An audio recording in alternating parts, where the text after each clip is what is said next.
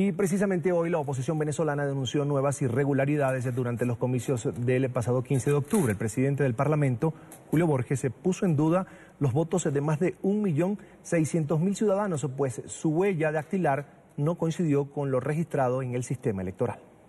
Que de todas las personas que votaron el 15 de octubre hubo problemas con las huellas, nada más y nada menos que 1.624.000 personas.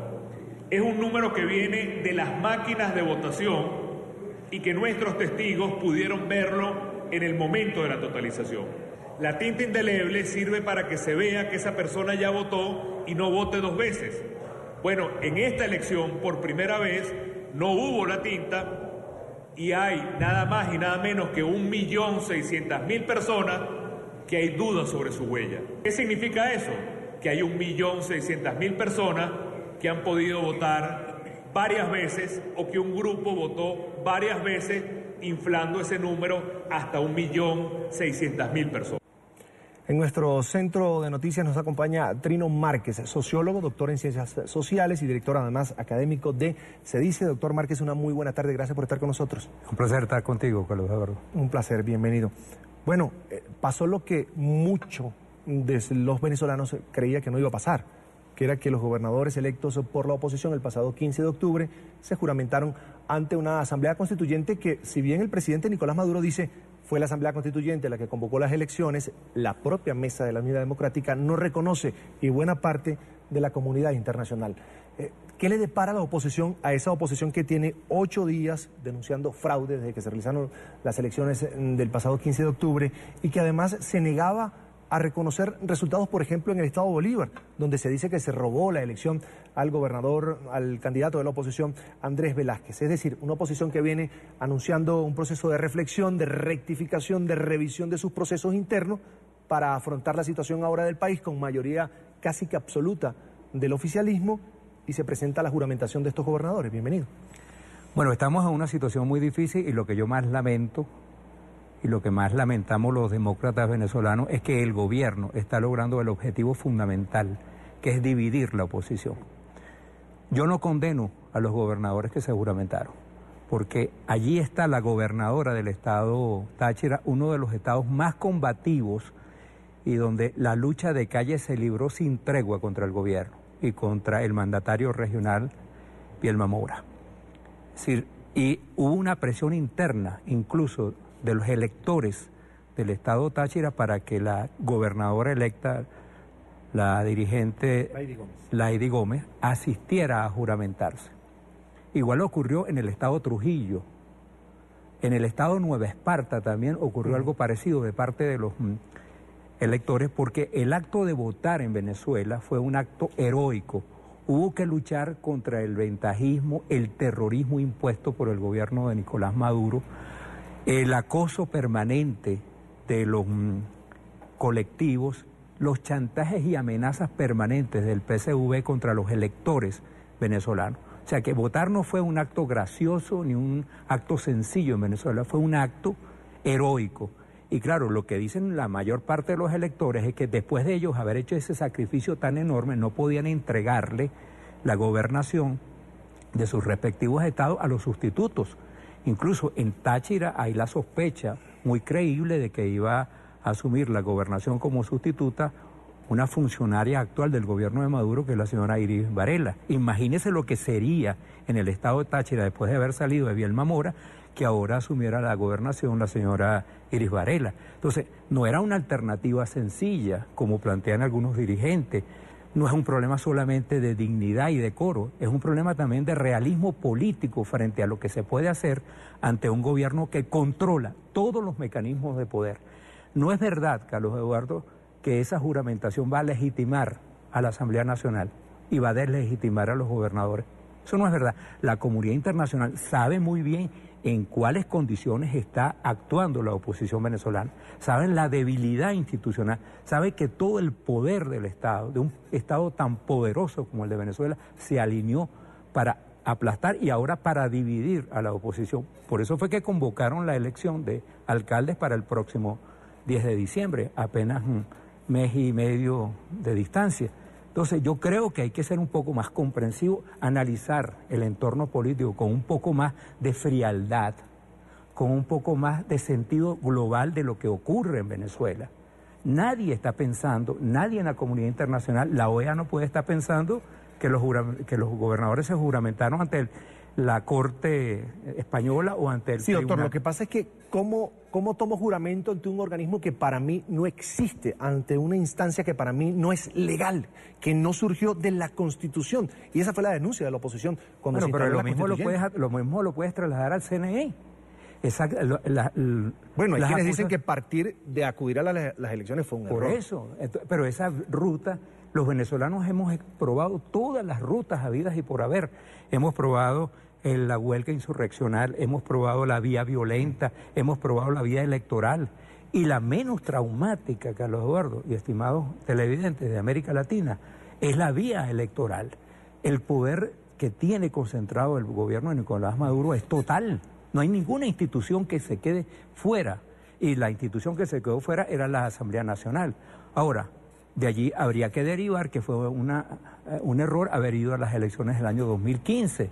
Y resulta que la comunidad internacional se entera de todo lo que ocurre en Venezuela y le presta atención a la dinámica política en Venezuela precisamente porque tenemos la mayoría absoluta en la Asamblea Nacional. Es decir, el éxito de las elecciones del año 2015 con ese Consejo Nacional fue enorme, fue gigantesco. Una asamblea que no reconoce el gobierno, que no reconoce la legalidad, el Tribunal Supremo de Justicia en Venezuela. No la reconoce. Claro, y eso es lo que se espera de una dictadura. El gobierno de Nicolás Maduro es una dictadura, lo que ahora se llama teoría política, una dictadura electoral. Un gobierno, una democracia iliberal, como la llama Zacaria. Pero en términos reales es una dictadura que usa los mecanismos electorales para legitimarse. Ahora, frente a una dictadura de esa naturaleza, ¿qué hace el sector democrático? Se inhibe, se abstiene. Bueno, ya lo probamos en el año 2004 y en el año 2005. En el año 2004 perdimos 21 gobernación del Estado. Y la asamblea completa. Y después en el año 2005 en la Asamblea. Y resulta que instaló todo el aparato jurídico que necesitaba el Estado comunal y todo el aparato jurídico que necesitaba la autocracia chavista en aquel momento. Entonces, dejar de ir a las elecciones no es el camino. Hay que ir siempre. Los demócratas no podemos renunciar a las elecciones porque ese es un escenario de denuncia, de confrontación, de debate. Hoy podemos hablar de fraude en Venezuela, como lo hacen, por ejemplo, Andrés Velázquez, porque tiene las actas en la mano. Si él no hubiera ido a ese proceso electoral, no podría cantar fraude. Ahora, no es un fraude, no solo al electorado, sino a la Constitución, a las leyes, no reconocer que Juan Pablo Guanipa es el gobernador del Estado Zulia, Claro, solo porque no se juramenta ante la Constitución. Sin duda alguna, y el Estado Zulia tendrá que luchar porque el voto que se expresó el 15 de octubre se traduzca en la coronación final de Guanipa como gobernador del Estado Zulia. Pero lo que yo no admito de ninguna manera es condenar a esos gobernadores, porque una cosa, Carlos Eduardo, era haber sacado 15, 18 gobernadores como proyectaban las encuestas y salir victoriosos de las elecciones del 15 de octubre, y otra cosa distinta es haber sacado 4 gobernadores o 5 gobernadores como sacamos y haber perdido, aunque obtuvimos un enorme activo que fue haber obtenido 46% de los votos emitidos el 15 de octubre en las peores condiciones en las que se ha librado un proceso electoral en Venezuela. Ahora, otra realidad es, como usted lo decía, la oposición prácticamente se fragmentó. No hay una línea... Esa es la mayor victoria del gobierno. Sí, y por eso decía, el gobierno, hay quienes dicen, hay un análisis que apunta que el gobierno, la jugada fue perfecta y con doble efecto. Me quedo con la mayoría absoluta en el país, hago que los gobernadores, pocos que salga la oposición, reconozcan la Asamblea Constituyente y además divido a la oposición. ¿Cuál es el camino para recomponer no solo a la oposición política, a los dirigentes, sino a los ciudadanos que ahora comienzan a no creer en los partidos políticos? Un fenómeno bien peligroso, además. Yo creo que una de las claves es hablarle con absoluta transparencia y claridad al electorado. La política comunicacional en este mundo globalizado, en la sociedad del conocimiento, requiere que haya una relación directa y transparente con el electorado. El electorado no es tonto, el electorado comprende incluso situaciones tan complejas como la que vive Venezuela.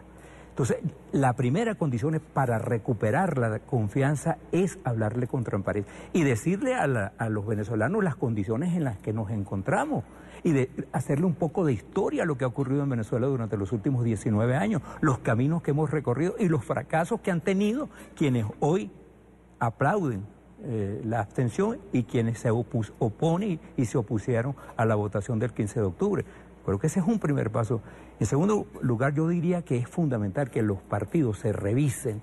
Nosotros no tenemos partidos realmente sólidos en Venezuela. Nosotros tenemos grupos de gente que se reúne y discute, analistas políticos, pero no tenemos partidos de masas que estén conectados con los sindicatos, con los gremios, con el movimiento campesino. Que hagan investigación continuada de la situación del país, sí, que sigan de cerca el drama que vive el ciudadano. Sí, que se conecten con las necesidades cotidianas de la gente. Nosotros vivimos en el país con la mayor inflación del mundo, la mayor escasez de alimentos, con el poder más corrompido que existe en el mundo entero, con un gobierno que dilapidó una fortuna de centenas de miles de millones de dólares. Bueno, hay que conectarse con esos problemas, hablarle con transparencia y decirle, estas son las alternativas que hay, con claridad. Pero a mí me parece que están invocando permanentemente el lenguaje de la dignidad, del decoro y de todas esas cosas que son muy buenas para cierto ámbito de la ética y de la moral, pero poco efectivos en el mundo de la política real, de la política concreta. A mí me parece que no es conveniente. Así es que transparencia, fortalecimiento de las organizaciones políticas y conectarse con las necesidades concretas de las masas, de la gente que padece la falta de alimentos, la falta de medicamentos, la falta de hospitales, la falta ahora de transporte público, que padece el deterioro del metro en la ciudad de Caracas, que sufre el deterioro de la educación en todos los niveles.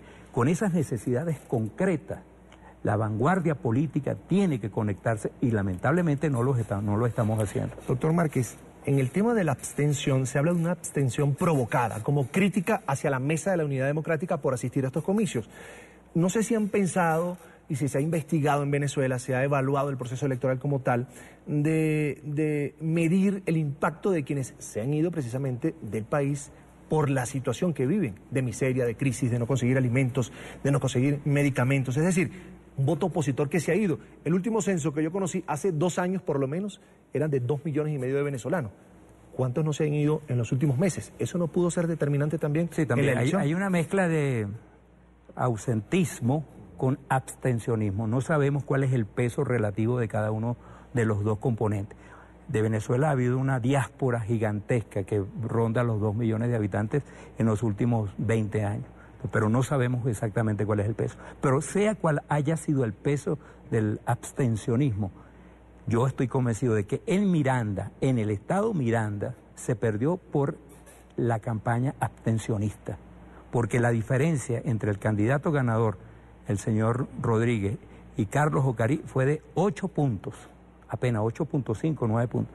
Esa diferencia se hubiese podido salvar perfectamente si las clases... En Sucre, en Baruta, en Chacao... Estuvo por encima del promedio nacional. En Baruta, El Hatillo y Chacao la abstención estuvo por 52%.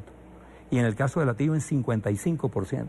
Si se hubiese movido la clase media de forma masiva y no hubiese sido enamorada, cautivado por el pensamiento abstencionista, probablemente, muy probablemente nosotros habríamos ganado con comodidad la gobernación del estado Miranda. No quiero culpar a los abstencionistas de ninguna manera, pero tampoco es que ellos pueden venir ahora a celebrar, a criticar a la MUD, a criticar la participación electoral como si ellos no tuvieran nada que ver con esta tragedia que pasó en Venezuela el 15 de octubre. Doctor Trino Márquez, sociólogo, además doctor en Ciencias Sociales, es director académico de la organización CEDICE.